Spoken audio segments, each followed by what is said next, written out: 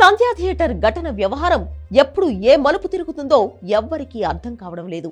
Allu Arjun arrest చేసిన తర్వాత నుంచి చోటు చేసుకుంటున్న పరిణామాలు, శనివారం శాసనసభలో ముఖ్యమంత్రి రేవంత్ రెడ్డి వ్యాఖ్యలు అన్నీ కూడా ఈ వివాదాన్ని గత వారం 10 రోజుల నుంచి హాట్ టాపిక్ గా ఉంచుతున్నాయి.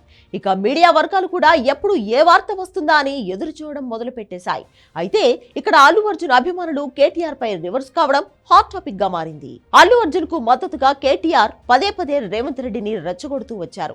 రేవంత్ రెడ్డి పేరును అల్లు అర్జున్ మర్చిపోయాడంటూ ఆయన కామెంట్ చేయడం, పదే పదే దాన్నే రిపీట్ చేయడంతో రేవంత్ రెడ్డి కూడా ఈ వ్యవహారాన్ని కాస్త పర్సనల్ గా తీసుకున్నట్లు కనిపించింది.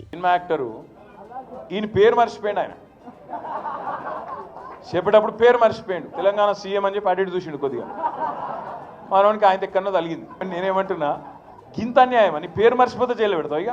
ఇక అల్లు అర్జున్ ని కూడా ఒక రకంగా కేటీఆర్ రెచ్చగొట్టినట్లుగానే చాలా మంది భావించారు. ఇక శనివారం శాసనసభలో ముఖ్యమంత్రి కామెంట్స్ తర్వాత అదే రోజు సాయంత్రం అల్లు అర్జున్ మీడియా సమావేశం ఏర్పాటు చేసి ముఖ్యమంత్రి వ్యాఖ్యలను ఖండించారు. దీనితో అక్కడి నుంచి వివాదం కాస్త మరింత పెద్దదైనట్లుగానే కనిపించింది. ఏ తరుణంలో ఆదివారం సాయంత్రం చోటు చేసుకున్న ఓ పరిణామం సినీ రాజకీయ వర్గాలలో సంచలనమైంది. అల్లు అర్జున్ ఇంటిపై కొంతమంది రాళ్లతో దాడి చేశారు. అసలు ఈ దాడి చేసిన వారు ఎవరు, ఏంటి అనే దానిపై ఇప్పటి వరకు స్పష్టత లేదు. అయితే ఇప్పుడు వస్తున్న వార్తల ప్రకారం ఆ దాడి వెనుక కారణం కేటీఆర్ అనేది చాలా మందికి అర్థమవుతున్న విషయం. తాజాగా ఒక ఆడియో కూడా దీనికి సంబంధించి బయటకు వచ్చినట్లు తెలుస్తోంది. ఇప్పుడే గుంపులో గోవింద లెక్క చేస్తే కొంచెం ప్లాన్ మనం వర్కౌట్ అవుతుంది. నైట్ మాట్లాడుకుని మొత్తం ఇన్నోగా. అవునన్నా ప్లాన్ ఓకే, కానీ మేము ఇక్కడ అల్లాజున్ ఇంటి మీద అటాక్ చేస్తే మరి రాజకీయంగా జీవితం మీద ఎఫెక్ట్ పడుతుంది కానీ ఇబ్బంది అవుతుంది కదా. మళ్ళీ అట్లా మాట్లాడితే మహేష్, మనం నైట్ ఏం మాట్లాడుకున్నాం, నీకు పొలిటికల్ గా ఎలాంటి ఇబ్బంది వచ్చినా గానీ బీఆర్ఎస్ పార్టీ నీకు అండగా ఉంటది. ఇక అల్లు అర్జున్ ఇంటిపై దాడి చేసిన వ్యక్తి టీఆర్ఎస్ కార్యకర్త అని పోలీసులు గుర్తించారు.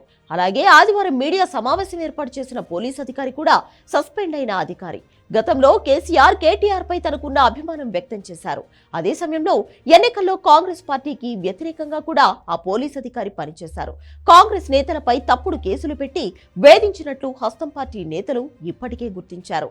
ఇక ఆయనతో కూడా కేటీఆర్ వ్యాఖ్యలు చేయించారు అనే విషయం ఇప్పుడు స్పష్టంగా అర్థమవుతుంది. దీనితో అల్లు అర్జున్ అభిమానులు కేటీఆర్ పై రివర్స్ అవుతున్నారు. ఇప్పటి వరకు కేటీఆర్ పై కాస్తో కూస్తో అనుమానాలు ఉన్న వారికి కూడా ఆదివారం నుంచి మరింత క్లారిటీ వచ్చింది. దీనిపై కాంగ్రెస్ సోషల్ మీడియా అన్ని విషయాలను బయటపెడుతూ కేటీఆర్ ను టార్గెట్ చేస్తోంది.